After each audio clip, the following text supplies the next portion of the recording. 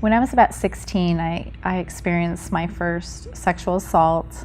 I was at a party and I was drugged and sexually assaulted. And I was numb. I mean, I just kind of laid there and just kind of stuffed it under the rug. And a few years later, it occurred again. This time I was on a double date with a star basketball player, and with alcohol, crashed out on the couch and woke up being raped. After that, I just really lost a sense of acceptance and boundaries for my own personal morals, and I just figured God didn't accept me and I might as well just have sex like all my other friends, because these things were happening to me. And so I almost became angry and against myself and men, and would just have sex with whoever I wanted. And that was just the beginning to my downward spiral that left me just living for the moment. At 27 years old, I had my first PTSD episode. I blacked out and hadn't been sleeping for about a week. And I couldn't tell you that I hadn't been sleeping. But my heart had gone up to over 200 beats a minute, and I had lost almost 20 pounds in 5 days. And I was actually on a mission trip in South America when this happened, and the people didn't really know what to do. I blacked out. I guess I said a bunch of stuff. I don't even know what I said. And they sent me back to America the next day, and I didn't really know what happened to me. And I met my husband, which led me into a marriage. Unfortunately, I didn't know, but he was abusive and had been abusive with his first wife. And it became a realization to me about during the honeymoon that he was a controlling, mean person that I didn't see before we were married. And so there were many events throughout our marriage where the authorities were called, either by the neighbors or people on the beach would call the police on him for being anywhere from verbally abusive to physically abusive, sexually abusive, emotionally abusive. And the name calling started first. I can remember being in our first apartment and he was putting me down for the way I was putting the dishes away.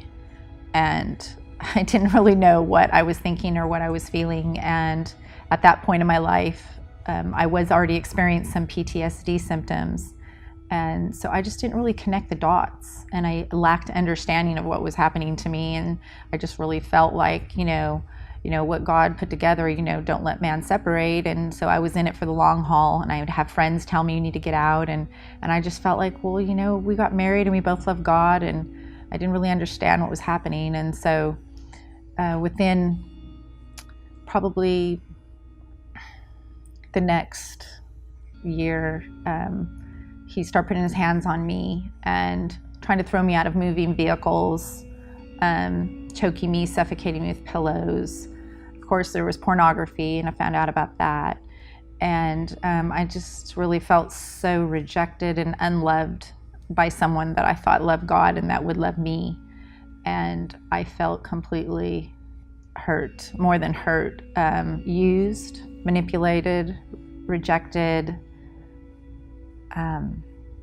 shamed, unloved, of course. And there were many other events that occurred over our marriage. The last being that he held a knife to me to my throat in the kitchen.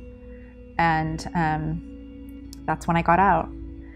And I finally got free.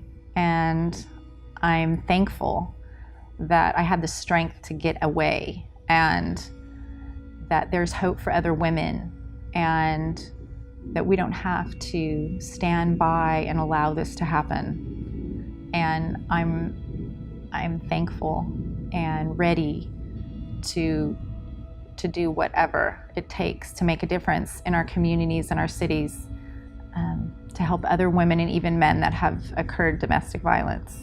at about 2007, my husband actually was watching Daystar Network, and there was a doctor on called The New You, God's Way. And my husband TiVo'd the show, and he told me about the show, and they actually have a cognitive education curriculum. And what they told me in that curriculum is that if you have been a victim of sexual trauma, that you can renew your mind, and by acquiring this knowledge that you're lacking, that you can make new habits, and you can actually create new brain pathways in your brain and renew your mind. And they told me it will take 3 to 5 years to basically restart the brain where it was originally traumatized, and then you can begin rewiring. And so I actually found a doctor that does a lab test. And so I had tests done before and after the curriculum, and they went from telling me I had PTSD to telling me I did not have PTSD. And I'm on no medication whatsoever. I went completely off medication in 2008, and I haven't triggered into what I would call an episode, which would be sleep deprivation, heart palpitations, insomnia, and then my brain actually would shut down into like being a dementia patient, and I couldn't even feed myself. And one time I was even on a corner, like naked, having vertigo, and didn't even know I wasn't dressed. So each episode was a little bit different, but I am so thankful that I was able to get this education and apply it to my life, and to experience the healing that I have experienced. And so I have more peace and more joy and more hope. And I'm just so thankful that I had this opportunity. And it was because I went through those classes that I finally got away from the domestic violence situation, because I was so numb in my relationship from PTSD that I didn't feel the pain of the abuse and wasn't actually processing properly. And so once I went through these classes, I was actually restarting my kinesthetic development, which is correlated to like fixation. And I don't know if you've ever heard of that bit, but your feelings freeze. So over like a 4-year period, I was doing whatever I could to heal, and but incurring more and more abuse from my husband became more and more overwhelming. And so finally I had to just get away, because I realized that I'm not responsible for him, and I'm only responsible for me and my children, and it's my role to keep them safe. Hi, my name is Stacy, and I'm a life survivor.